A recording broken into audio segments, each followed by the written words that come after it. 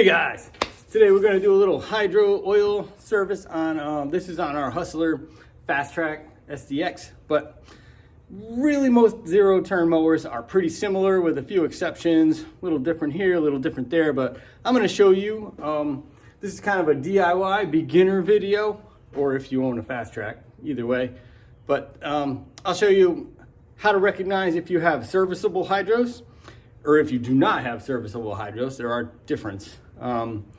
What you need to do the job, tools, parts, that kind of stuff. We'll have all that in the description down below, but we'll go step by step. We'll show you how to do it, and then you'll know, is this something I can do myself or is it not? So check it out. Let's take a look at what we have first and let's get started. Here we have it. We already have it in the shop. This is our Fastrak. We have it jacked up because that's a great way to start. We are going to pull the rear wheels off here. I like to do that for two reasons. It gives you a little bit more accessibility, and it helps us get a better look underneath the machine and for inspection wise, just to make sure that everything is cool. But you do not have to take the wheels off. But jacking up is a really good idea. So our hydros are underneath in the rear, very accessible. They have one on each side, independent. That's how you have your independent steering. And usually it'll tell you right on here, like what hydro you have. So that's a HYDROGEAR, it's a 3400, ZT 3400. The filters are right behind there. Got two filters, one on each side. And I believe the drain plugs on, or I should say the vent plugs on these are up. Let's see if I get my finger in there. These are your vent plugs, and I believe the 3400 series also has a vent or fill on the top. We're gonna flip around and take a look at that. So first we're gonna do is remove these covers, remove the filters, drain the oil. We'll pop those drain or the vent plugs out, and let's go around the top. One of the things I love about this mower is the accessibility to the hydros is really good. You can get in there no problem. Now you see the top fill nut right here, and then that's gonna go to your reservoir, that hose. These are your reservoirs up here. So if you have a smaller type machine, some of the like Home Depot, Cub Cadet types, if it's a 2600 series hydro or less, they're usually what they call non-serviceable, meaning it doesn't have filters. You could probably still do an oil change on them, but that's what they call non-serviceable, non-commercial type. And these are your cooling fans. Like I said, this machine, really nice, very accessible, and you can see, great machine to work on. So let's go ahead and get started.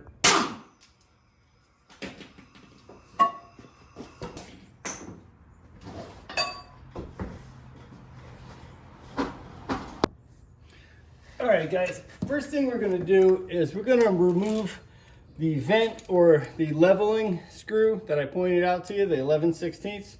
We're gonna remove those first, just for the sake of being able to get in here so we don't have the drain pan or anything out yet. So first we're gonna take those out, 11/16.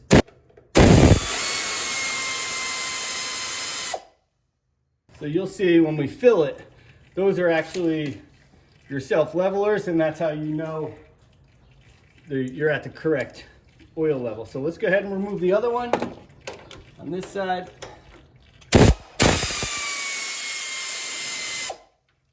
Okay. These are 3/8.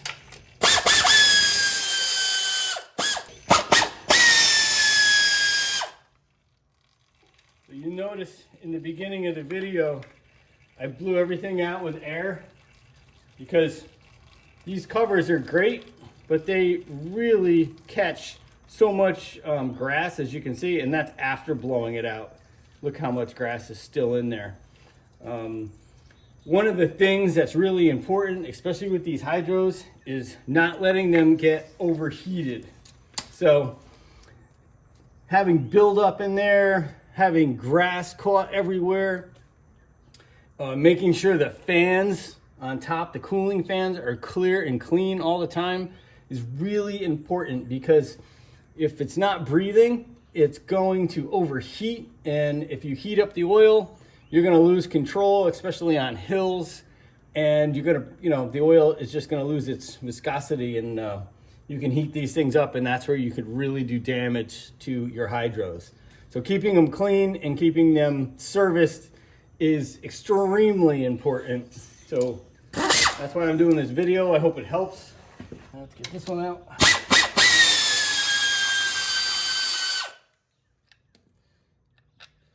And like I said, look at how much is built up in there, and it's not letting the filter get any air pass through it, which can also create more heat. So really important, guys. Now we're going to remove the oil filters, and that'll drain pretty much most of the fluid out. All right, guys, so now we're just gonna use our basic little oil filter wrench here. You only need the wrench to remove the filter, not to install the filter. So you just grab it, turn these off nice and easy. They come off really easy.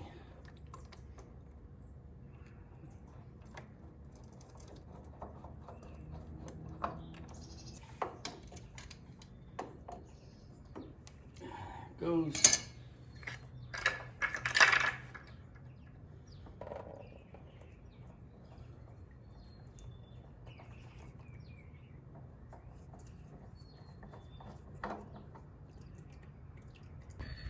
All right, now I'm going to lower the mower just so the oil can drain thoroughly out. So I like to do it like that. I don't know if you can notice, a lot more of the oil will come out this way. We let all the oil drain out. Now we're just going to take a clean rag. We're going to clean off the filter areas and make sure there's no debris. And really important, I'll show you on the filter, make sure the gasket has come off with the filter and hasn't stuck on here, because that could be a big problem. So let's go wipe the other side. Yeah, there you go. So just where the filter goes, clean rag, just wipe out any dirt. You do not want any dirt in your hydraulic system. That is a killer for the system. And you want to make sure that your oil filter seals properly without any problems. So like I said, wipe it clean, take a little look, make sure everything's good, and these are ready to install our new filters. This is what we use. Check your machine. It'll tell you what viscosity oil. We use the Kawasaki 2050 oil for our hydros. That is what is suggested by HYDROGEAR and by Hustler. These are the filters. Look in the description. We will have the actual filter. These are the HYDROGEAR filters. STENS is a great aftermarket brand that also makes these. Actually, the filters we took off today were STENS filters. In the description, I will have both sets of filters if you want to use the originals or that's up to you. Like I said, we use the STENS a lot and they have never failed us. So as I mentioned before, also the rubber gasket. You see the rubber gasket on the filter? Got to make sure when you take your filters off that rubber gasket comes off, because the new filter will have a rubber gasket on it. And if there's already a rubber gasket stuck on the hydro and you double gasket, you're going to have a big problem, because it probably won't seal. It'll leak. You'll end up with a big disaster. So make sure that's off. And we're going to prep our filters and we're going to install them right now. All right, here's how we do it. We just take a drop of oil and you just run it around the filter just like that. It's good. It's ready to prep. You do not have to put oil in the filter first. Same thing with the other one. You just do that. And those are ready to go. Now we have our filters prepped. We have the area cleaned. We're going to just spin these on.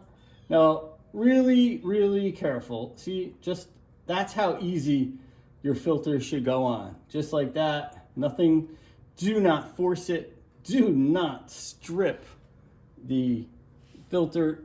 That can create a nightmare. Now, as I said, also, you take it off with the wrench, you install it by hand. So make sure your hand's clean, or you have a glove on, and make sure the filter's clean so you can get a good grip on it, and just hand tighten, you know, as tight as you can go. By hand, not with the wrench. Same thing on the other side. Make sure, see, that's not right. Make sure it goes easy. It's so easy to cross thread these. Sometimes you can spin it backwards. Listen. It'll click. There you go. Did you hear that click? That means you're on the right thread. And then you can go forward. Just in case you've never done this before. That's one little trick. Okay, here we go. Let's tighten that down. So we're good to go with the filters. We are not going to put the top plugs back in because those are also self-leveling oil levels. So when we refill the tanks, it'll spill out the top, kind of like when we took the nut out, and that's how you know your level is correct. And then the rest of it you will level out with the tank. So let's go ahead and lower this down and get the oil into the reservoirs.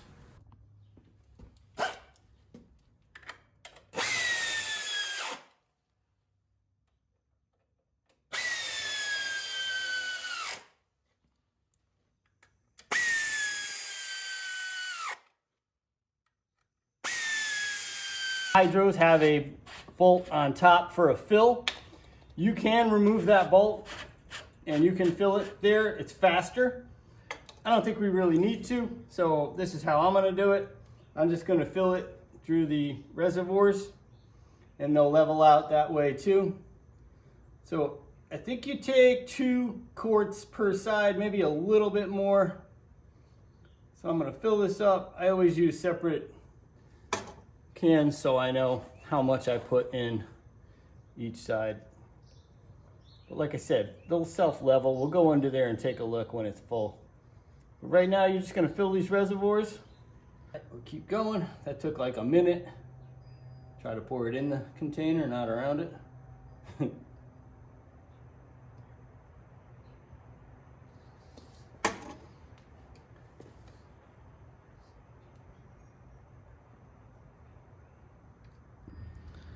That's 2 full quarts in each side. And now you need 5 quarts total for these. So we're going to get the other and we're going to top those off, and then we'll check those drain plugs and we'll see if they are self-leveled. That's 2.5 each. So now we're going to take a look at those self-levelers. You see the oil pouring out of it, and you can see it's the same on the other side. But that means it is full to the level right there. So we can go ahead and we can put the plugs back in there. Accessibility on this mower is great. So we could just actually put them back in from the top. We have a bad boy mower that is pretty easy to work on, but you cannot access these plugs from the top. And then we have a Ferris machine also, which is it's a little bit more difficult to work on the way that it's designed. So until you've worked on different ones, you don't really appreciate how nice it is. Now let's just snug those 2 up, and then everything else we can do right from the top. So now we have everything all set. We have it all back together. We have the filters on, we have all the drain plugs closed. What we're gonna do now is we are going to run the machine and we're gonna bleed out the hydros to make sure there's no air. Now, as you can see, the reservoirs have oil in them. All right, guys, so here's how we're gonna do this, okay? This is how we do it all the time, and we have never had a problem. Filled up the hydro, we filled up the reservoirs, it's ready to go. So what we're gonna do is we're gonna start the engine. we're going to let it run for a minute, and then we're going to take these sticks and we're going to slowly just put them forward. Now this is with the engine at idle. You don't need to rev the engine up to do this. And then you're going to pull the sticks back, just slowly, and then forward again. And what you're going to do is you're going to look at the wheels. The machine is jacked up, so the back wheels are off the ground when we're doing this. Making sure the wheels are responding to the sticks. Just take a look over as you're going forward. Is it going forward? Same thing on the other side. And then same thing in reverse. Take a look. Is it responding to the thing? You can go back and forth like this. I don't care what you do. Just slow and let it run through. And as long as it's responding on both sides, you should be good to go. Obviously, when you start it up and you put it on the ground, same thing. Slow, don't rev it up, just slowly see if the machine is reacting the way it's supposed to be reacting. That will bleed out any of the air that's in there. Now, I will cover this in case you have a situation, because occasionally people do have a problem where they are unable to get the air out. So what the manual says from HYDROGEAR is to pull the release valves on the hydros. Those are like, so in case you wanted to push the mower, it like frees them up.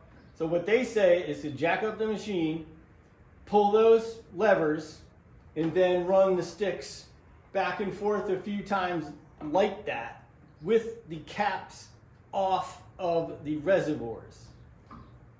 I don't do that, but if you have a problem, you can do that. And then push the pins back in and engage the hydros, and then do exactly like I said, again, back and forth, back and forth. Do it like that. That should take care of any kind of problem. If you still have a problem, then you want to make sure that your filter is on tight, make sure your drain plug is back in, check your reservoirs again. You should be good to go. You shouldn't have a problem, but that's how we do it. I'll give you a quick demonstration. We'll go ahead and start the machine up, and I'll show you how I do it.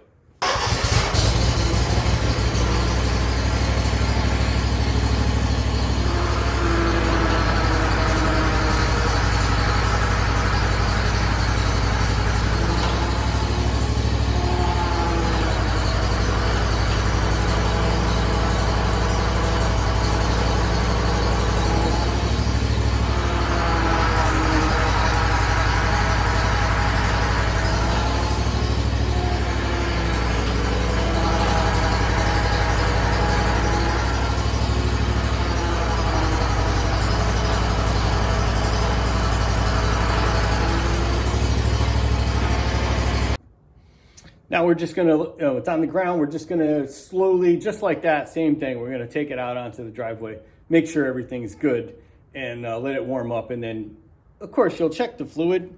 You'll see on the reservoir tanks, it'll have full cold and full warm. There's a line, you can't miss it. Make sure that the oil level is right there. And that's it, folks, you're good to go. So it's two filters, 5 quarts of oil, a little bit of labor. Honestly, this job probably takes me less than a half an hour to do it. It's really not that complicated. Check out the description. I have links in there for all of the products that you need. The oil, the filters, the tools that you need. There's a filter wrench in there. You don't need a whole lot of stuff to do this. It's really not complicated. So check it out. Thanks so much. If you have any questions, you know what to do. Put them in there, and I'll do my best to try to get back to you and answer them. So thanks so much. Hope this video helps. And in the end screens, which you'll probably see right over here and here, we have all kinds of maintenance videos. We do all our own maintenance, so there's a lot of videos that we have. Check them out. Maybe you'll find one that helps. Peace, everybody.